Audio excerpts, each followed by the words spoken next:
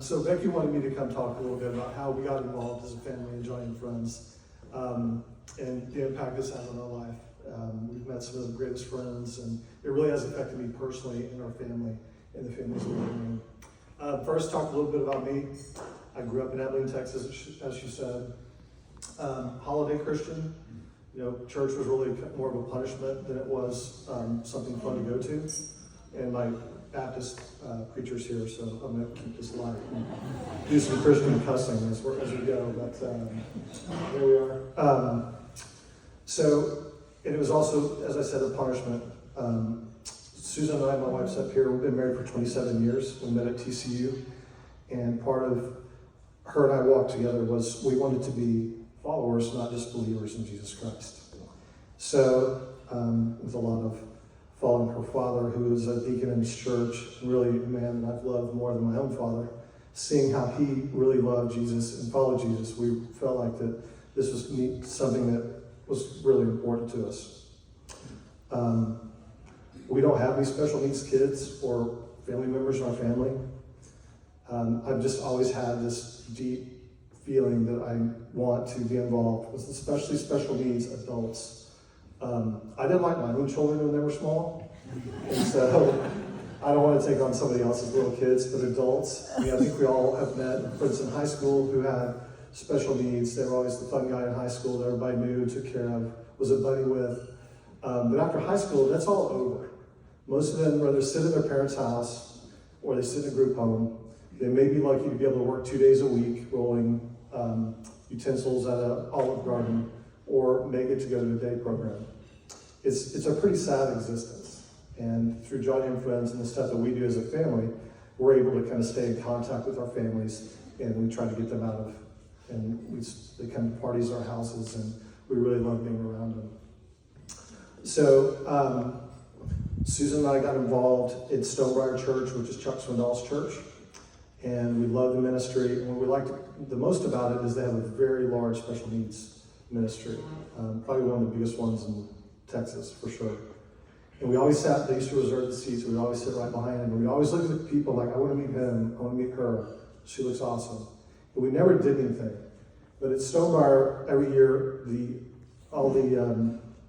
offering was given to on Special Needs Sunday, was to scholarship families to go to family camp. So we started giving every year. And it's funny because look at me, I'm not a very approachable guy, kind of a jerk. Ask people that know me, rip gladly do. Exactly. But it really had a profound effect on me. And they bring the video, and y'all are going to see a video tonight. If you don't cry, there's something wrong with you. Because we do that on purpose. So we started giving money to it. We started giving more and more money to Joni and Friends. And we started scholarshiping families to go, like individual families. We picked that family and say, we'll pay for them to go. And it's actually interesting because, a little side note, all the volunteers that come to camp actually pay to do it, which is pretty impressive. All these high school and college and right out of school will pay, I don't know what the cost is, $400, let's say, take 1, 2, 3 weeks out of their time to do it. But so after kind of giving money for 15 years, we decided we were going to go down there. We were going to put our mouth where our money was. So we all got in the car at the time. The kids were about 12, 10, and 8, which is, you have to be about 16 to be able to have your own camper. But they could be helpers, and they could go with the typical kids, the siblings. But we're in the car. It's a long ride. It's in Navasota, Texas. We start driving down there. And we're about an hour from Navasota. It's dead quiet in the car. They're not looking at their phones. They're all just staring out the window like, what has Dad got us into? They had no idea. I didn't have any idea what we'd gotten into. But this is where my Christian cussing comes in too. But I was like, is anybody nervous? And they just silent. And I was like, I am scared shiitake-less right now. So, and that kind of loosened them up a little bit. But we had no idea what to expect. And it was a lot. And we go through a day and a half of training, and then we get to meet our campers. And I had a camper, the guy's name is John Gulliford. He's about 30 years old at the time. And he had Down syndrome. And he still has. He's still alive. But about 30 years old, very nice guy, nonverbal. And he's stemmed, which stemming for a lot of them is a comfort mechanism where you stem back and forth.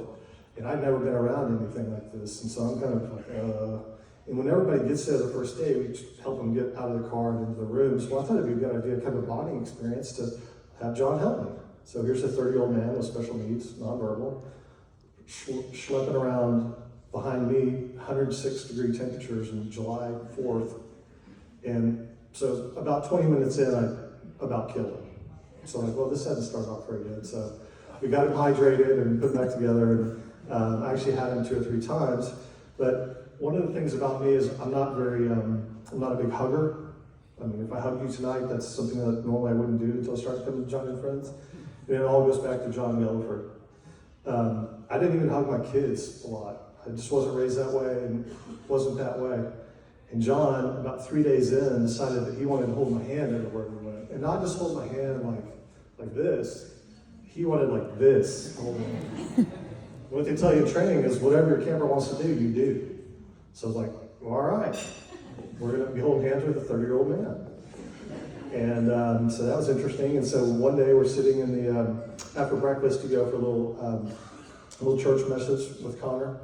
And we're sitting there, and my son preaches over, he was like 8 or 9 at the time, preaching, and we're sitting in the pew, and he looks over and he goes, what the heck? You're holding hands with this guy and you want to give me a hug? And so it was funny, but kind of not funny, so it kind of brought me around to how this is changing my heart. So we've been now, I think this is our 10th year that we've gone, and it's been an amazing journey. And we started really by ourselves, as a family, and it had such a profound effect on not only me, like I said. I mean, you can ask anybody who's known me for the last 25 years, it's changed me. It's made me such a nicer person, which is hard to believe because I'm still not a very nice person. But we've been bringing, I think we're up to about 10 kids that we bring. They come every year. I don't have to ask them. They're in their car and they show up. Sometimes we pay for them to go, sometimes they pay for themselves. It's just really amazing. I'm not very good with scripture, but my favorite verse is 1 Peter 4:10. And it says, I'm paraphrasing, sorry, Connor. Use the gifts that you're given to serve others. And that's what we've kind of lived by. And that's what my kids go by. And, when you talk about the long-term impact that it's had on our family and the families that we've served, has just been awesome. A lot of the kids sit around and talk about their Lululemons and their social media and all their other stuff, and my kids just don't do that. I mean, they're all, at this point, they're 21, 19, and 17. And to see my girls be the hands and feet of Jesus and change diapers of, girls that are 15, 16 years old. My son changed diapers of he has a little guy with him that's, he wears diapers too, and they never complain, and they never say a word about it. They just do it. And it's really a special thing to see your kids and other kids that we bring down there, how much it affects their lives. And it's just really something that you have to come see. We'd love for y'all to come. As Susan and I, as I said, we have just one kid left, Lucas. He's thinking about where he's going to go to college.